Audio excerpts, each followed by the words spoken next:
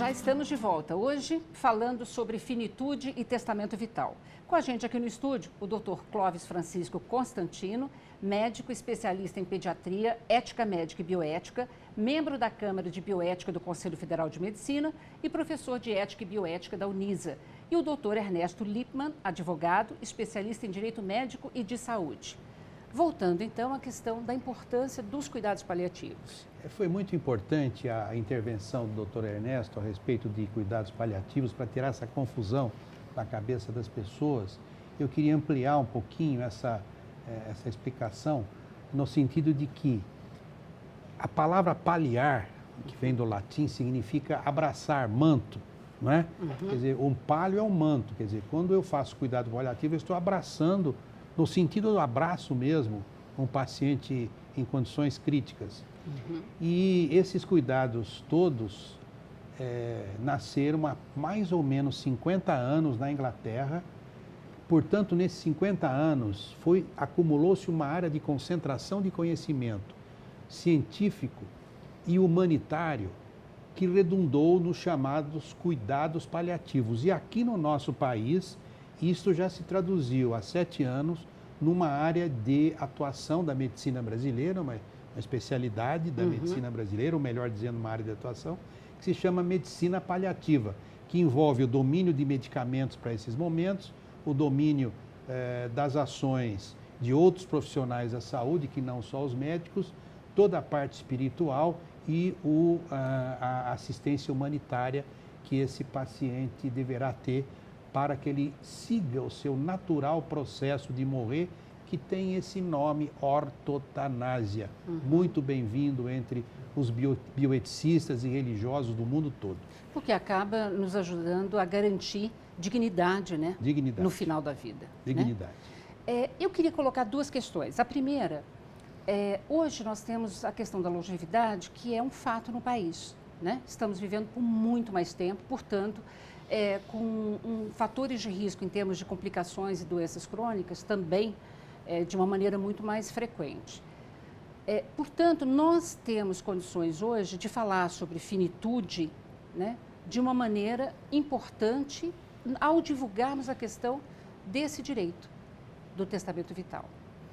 No caso de pacientes com demência, que também tem aumentado muito no país, em função da precocidade do diagnóstico, é sempre uma questão, Dr. Clóvis, que os grupos de apoio têm mencionado, têm colocado, o que fazer nesses casos quando o paciente já tem uma demência instalada, portanto, ele não está em sã consciência mais. E a família, por exemplo, quer delegar, quer fazer um testamento vital. Como é que acontece? O que pode ser feito nessas condições? Nesse caso, assim, você pode ter eticamente uma questão de que a família pode se presumir autorizada a fazer alguma coisa em nome do paciente se não houver o testamento vital. Mas testamento vital, ele depende da capacidade do paciente. Então, nesse caso, se o paciente é incapaz, simplesmente não existe a questão do testamento vital. A família não pode fazer esse testamento vital? Não, ela pode até conversar com a equipe médica sobre os procedimentos como um representante presumido do paciente. Mas não se trata de um testamento vital porque não foi elaborado pelo paciente. Antes de ficar doente. Entendo. Antes de ficar doente, porque para fazer um testamento, você precisa ter o quê? Capacidade civil. O que existe uma discussão muito grande, e aí tem os tais dos 50 tons de cinza, né? É o paciente com Alzheimer. A partir de que momento ele estaria incapacitado de fazer um testamento vital?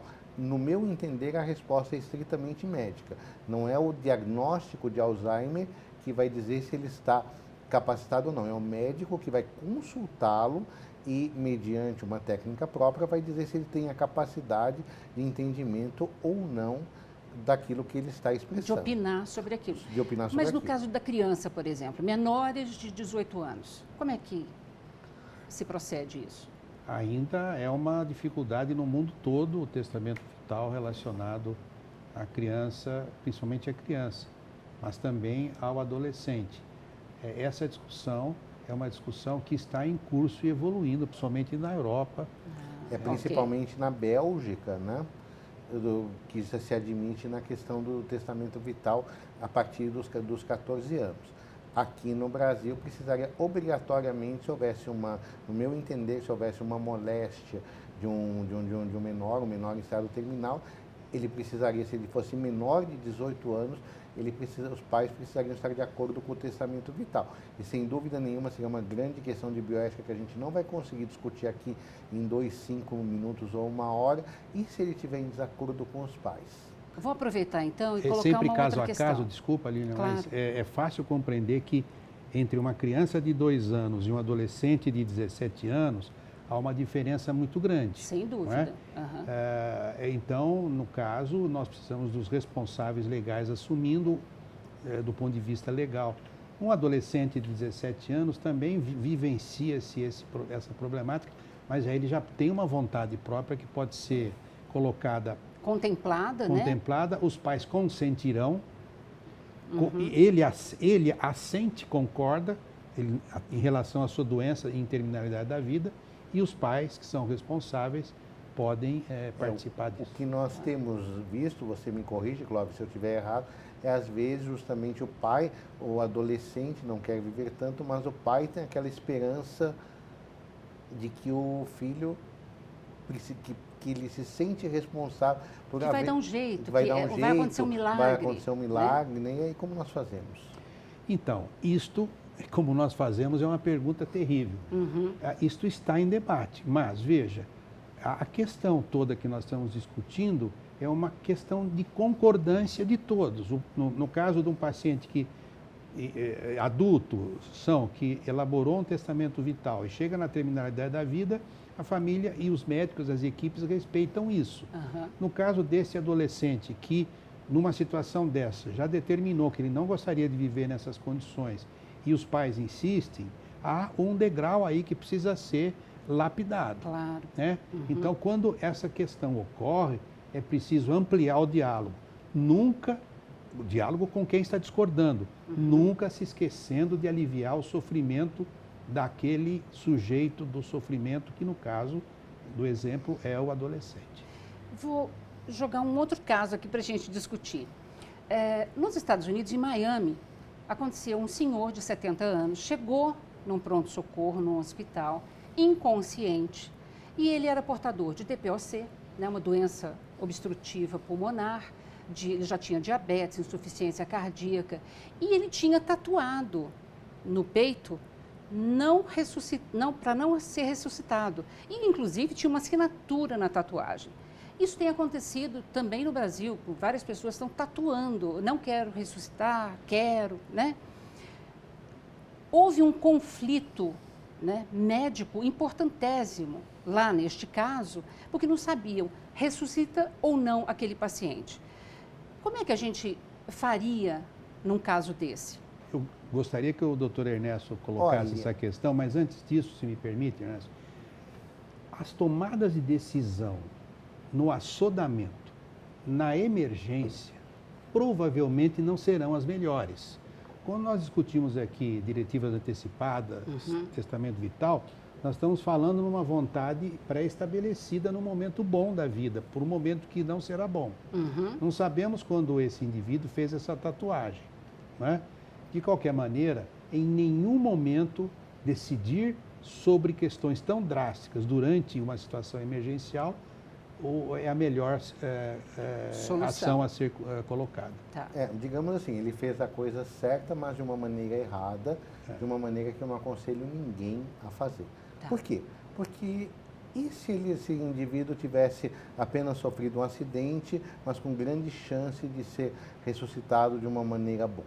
Então, o documento do testamento vital, ele é elaborado de uma forma muito mais elaborada do que uma mera tatuagem. Ele prevê várias situações, por isso que ele deve ser feito em cartório, ou com advogado, ou com um médico, para que não seja uma coisa tão radical e tão imprecisa como é dessa forma. Tanto só para complementar, esse caso desse americano, ressuscitaram, tentaram várias intervenções, infelizmente ele foi a óbito, faleceu, né? Mas muito bem colocado essa questão, doutor Ernesto. É preciso que o testamento vital a gente registre em cartório ou vale apenas eu falar para o médico, botar num prontuário médico? Falar não é bom, ele deve ser feito por escrito, mas ele não precisa ser registrado em cartório. A vantagem do registro em cartório é que ele fica registrado, ele fica acessível em cartório e geralmente os tabeliões também dão alguma informação sobre como deve ser feito o testamento vital. Tá. Infelizmente, o nosso tempo está chegando ao fim, então eu queria um recado final de ambos. E na medida em que a vida quantitativamente avança, é preciso pensar nisso, não é? E enquanto houver qualidade desta vida, se pensar nisso é muito melhor, não é? Então é necessário que isso seja debatido na população em geral. É necessário que as pessoas saibam que um dia terminarão a sua vida física e se isso puder acontecer de uma forma sem sofrimento e de acordo com aquilo que a própria pessoa acredita e planejou para ele próprio numa situação dessa, é melhor. A maioria das pessoas não tem medo de morrer, mas tem medo de uma morte sofrida. E o testamento vital é justamente um instrumento jurídico que a gente tem para que isso seja garantido da melhor forma possível. Então, converse com o seu médico, converse com o seu advogado, para que você possa fazer um testamento vital. Aí, se eu mudar de ideia, o testamento vital pode ser revogado a qualquer hora e mudado quando você assim o desejar. Perfeito. Muitíssimo obrigada pela presença dos dois. Obrigado a você, Lina. É um prazer a gente conversar um pouco, esclarecer um pouquinho mais sobre a questão dos direitos, da terminalidade, os direitos de fim da vida dos pacientes e das outras pessoas. E vamos continuar vivendo com qualidade. Com certeza. Eu já fiz o meu testamento vital, espero que esse programa tenha te ajudado a esclarecer uma série de dúvidas. Agradeço então a você que acompanhou esse nosso bate-papo e se você quiser rever esse ou qualquer outro dos nossos programas, acesse saopaulo.sp.leg.br/TV Câmara SP ou um dos nossos canais nas mídias sociais. TV Câmara São Paulo, assista, fique sabendo.